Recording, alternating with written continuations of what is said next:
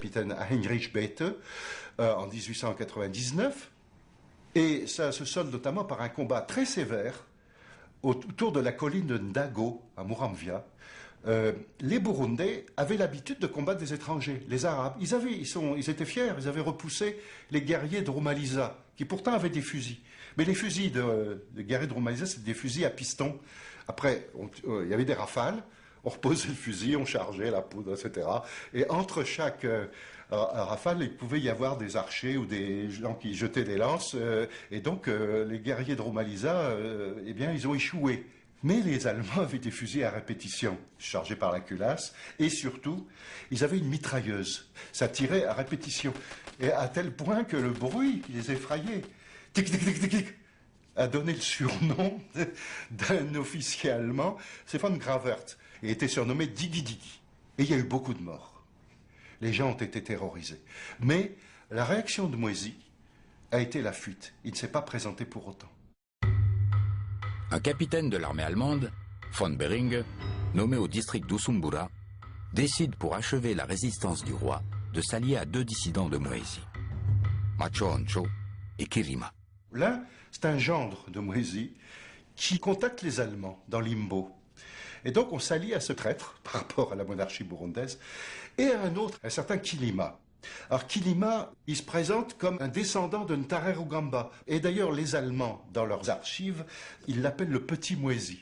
Bon, donc, ils décident de s'allier à cet anti-roi, en disant, bon, puisque Moisy Gisabo ne veut pas nous voir, celui-là veut bien, on va le remplacer.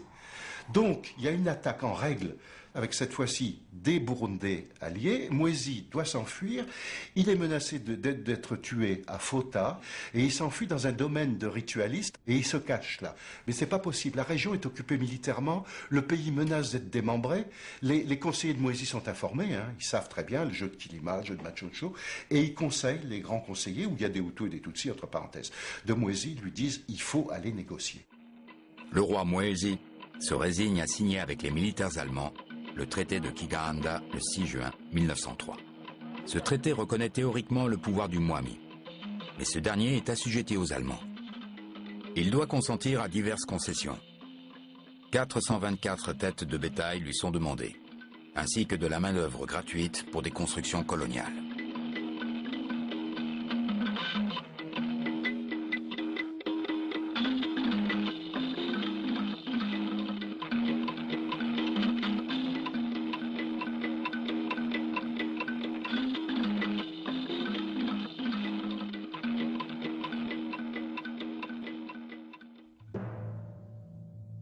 Une grave rébellion éclate au sud-est de l'Afrique orientale allemande. L'armée parvient difficilement à la mater. Pour éviter de nouveaux affrontements, les Allemands optent pour une politique coloniale plus respectueuse envers les autorités traditionnelles. Au Burundi, le pouvoir du Mwami est rétabli. Le pays devient en 1907 une résidence ou protectorat allemand. Les dissidents Machoncho et Kirima, n'étant plus utiles, sont évincés. À cette époque, les Pères Blancs font une nouvelle tentative pour s'implanter au Burundi. Ils essaient de créer une nouvelle mission à Misugi, à l'est du pays, sous la conduite de l'évêque Gerboin. Le poste se situe entre les territoires de deux chefs rivaux, Muzazi et Senyamurungu. L'implantation de la mission et les enjeux qu'elle amène la mettent au centre d'un conflit entre les deux chefs. La mission est brûlée 2 fois de suite.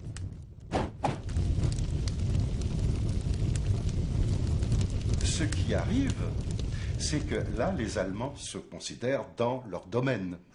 Et donc, ils envoient une expédition punitive dirigée par von Gravert. Et alors là, il n'y va pas de main morte. Il y a 200 morts.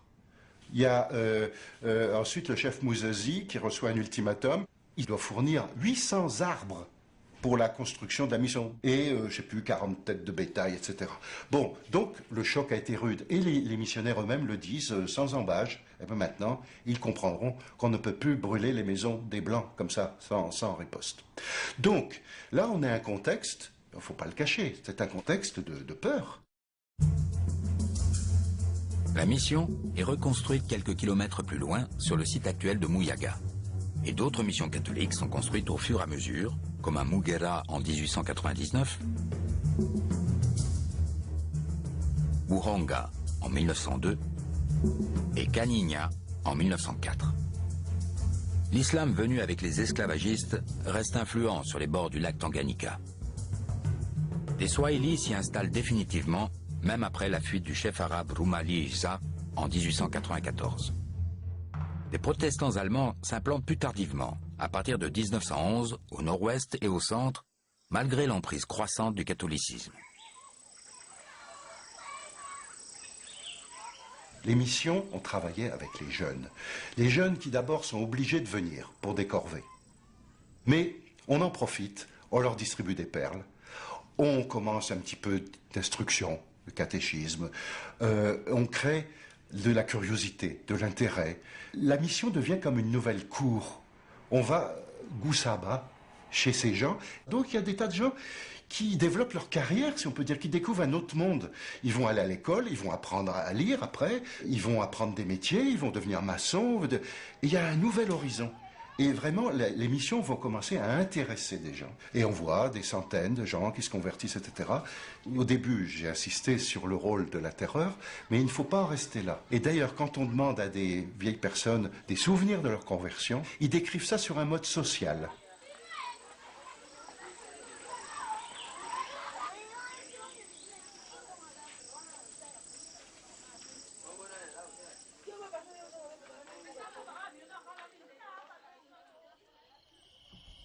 Le 19 août 1908, le roi Mwezi Gisabo est convoqué par le résident allemand von Gravert à Bujumbura pour une visite officielle. La délégation d'au moins 1 millier d'hommes arrive à la station. Des cadeaux sont échangés. Le roi présente plusieurs de ses fils. Il dort à la station et repart le lendemain. La tradition interdisait aux Mwami de voir le lac au risque d'en mourir. Coïncidence ? Superstition, Mwezi Gisabo meurt sur le chemin du retour. Après sa mort, Riri Kumutima, l'épouse préférée du roi Mwezi, va intriguer pour mettre sur le trône Mutaaga, son fils, dont elle sera la régente. Très vite, Mutaaga est assassiné suite à une intrigue familiale. Il est remplacé par son propre fils, le jeune Mwambutsa, alors âgé de 3 ans. C'est son oncle, Tarugera, qui en devient le régent jusqu'à sa majorité.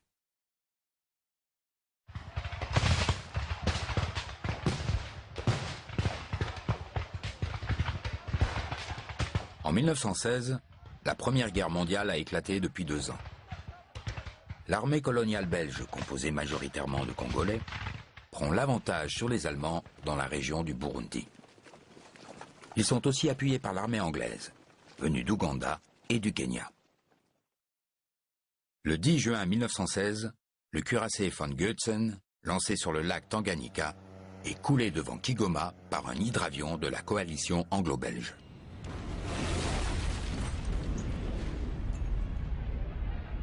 En septembre 1916, l'armée coloniale belge victorieuse, commandée par le général Tombeur, arrive jusqu'à Tabora, en Tanzanie.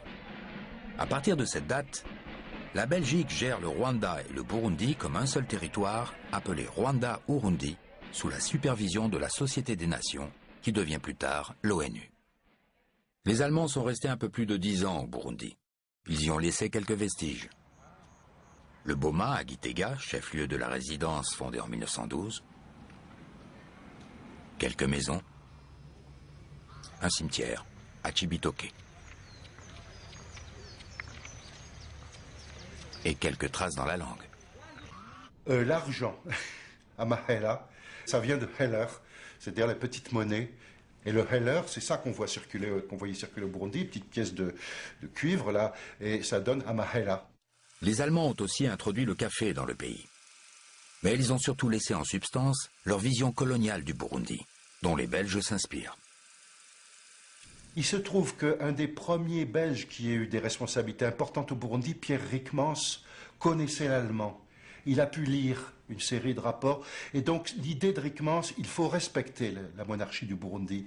Il faut établir un régime d'administration indirecte. Je pense qu'elle a été fondée sur l'expérience allemande, y compris l'expérience mal réussie.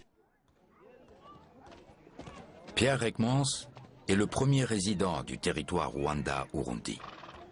C'est lui qui est à la tête de l'administration belge dans la région. Il met en place un système d'administration indirecte qui consiste à maintenir les pouvoirs locaux en place.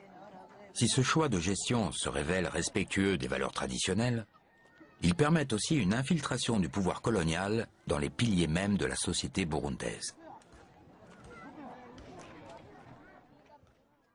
À l'arrivée des Belges, le Mwami Mwambutsa est encore un enfant. Il est entouré d'un conseil de régence qui gouverne pour lui. Ce conseil de régence est, sous le mandat belge, élargi à des Ganois gagnés à la cause coloniale. Il devient alors le conseil du royaume. Dans l'esprit de l'administration belge, la création du conseil du royaume venait briser l'influence de certains responsables locaux dont l'autorité commençait finalement à être influente.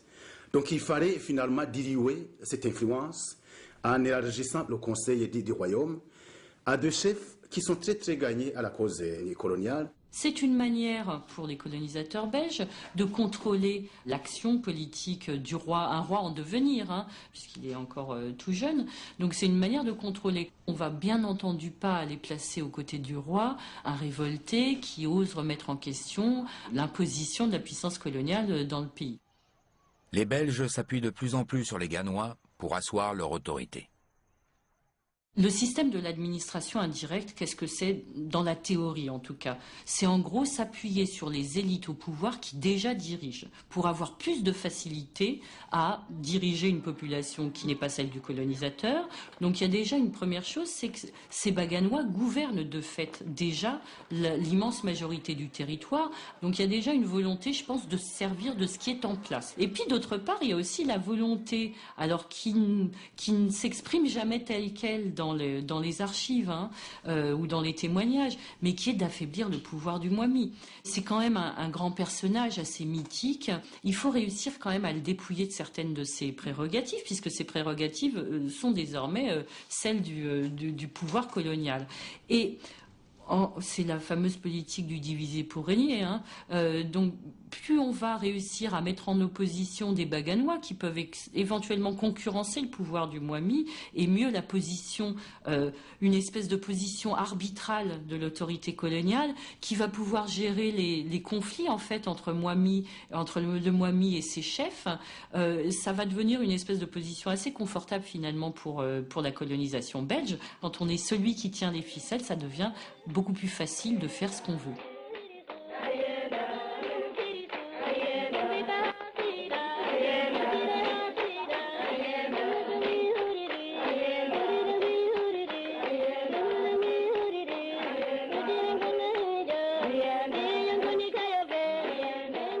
En 1932, le pays est divisé en 7 territoires. Ces territoires sont subdivisés en chefferies et en sous-chefferies dirigées par des Burundais sous l'autorité du Mwami. Mais c'est l'administration coloniale qui a le dernier mot. C'est-à-dire qu'officiellement, le Mwami continue à être le pouvoir suprême au-dessus des chefs. En réalité, ils sont surtout sous la coupe des administrateurs de territoire belges qui surveillent, contrôlent, donnent des appréciations chaque année sur la valeur des chefs qu'on classe en fonction de leurs résultats et surtout en réalité en fonction de leur collaboration ou pas avec les politiques coloniales.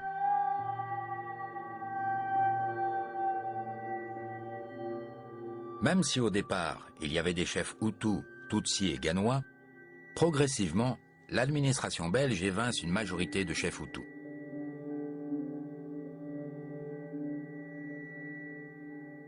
Alors qu'en 1929, ils représentaient encore 20% des chefferies, ils ne sont plus que 7% en 1933 et 0% en 1945.